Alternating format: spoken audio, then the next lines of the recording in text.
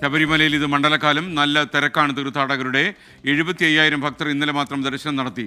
Spot booking വഴി എത്തുന്ന ഭക്തരുടെ എണ്ണത്തിലും വർധനയുണ്ട്. ഭക്തർ പരമ്പരാഗത കാനനപാത വഴി കാൽനടയായി സഞ്ചരിക്കരുത് എന്ന നിയന്ത്രണം പിൻവലിച്ചിട്ടുണ്ട്. YS അഭിനന്ദ് ശബരിമല സന്നിധാനത്ത് നിന്ന് ചേരുന്നു. Abhinand, good morning. സന്നിധാനത്ത് ജീവിതം സുഖമാണെന്ന് കരുതുന്നു.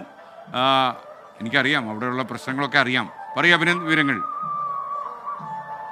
Good morning SKN. ശബരിമലയിൽ തീർത്ഥാടകരുടെ ഒഴുക്ക് അങ്ങനെ തുടർന്നുകൊണ്ടിരിക്കുകയാണ്. ഇന്നലെ മാത്രം 75,000 തീർത്ഥാടകരാണ് ദർശനം നടത്തിയത്. ഇന്ന് ഇതുവരെയുള്ള കണക്കുകൾ ലഭ്യമാകുമ്പോൾ തീർത്ഥാടകരുടെ എണ്ണം 1,00,000 കടന്നിരിക്കുകയാണ്. സ്പോട്ട് ബുക്കിംഗ് വഴി എത്തുന്ന തീർത്ഥാടകരുടെ എണ്ണവും വർദ്ധിച്ചിരിക്കുന്ന സാഹചര്യമാണുള്ളത്. സന്നിധാനത്ത് മഴയ്ക്ക് പൂർണ്ണമായും ശമനം എന്നതാണ് ഏറ്റവും പ്രധാനപ്പെട്ട കാര്യം. SKN, ഒരു തരത്തിലുള്ള കാലാവസ്ഥാ പ്രതിസന്ധികളെല്ലാം നല്ലൊരു അന്തരീക്ഷമാണ് രാവിലെ മുതൽ തന്നെ നമുക്കിവിടെ കാണാൻ സാധിക്കുന്നത്.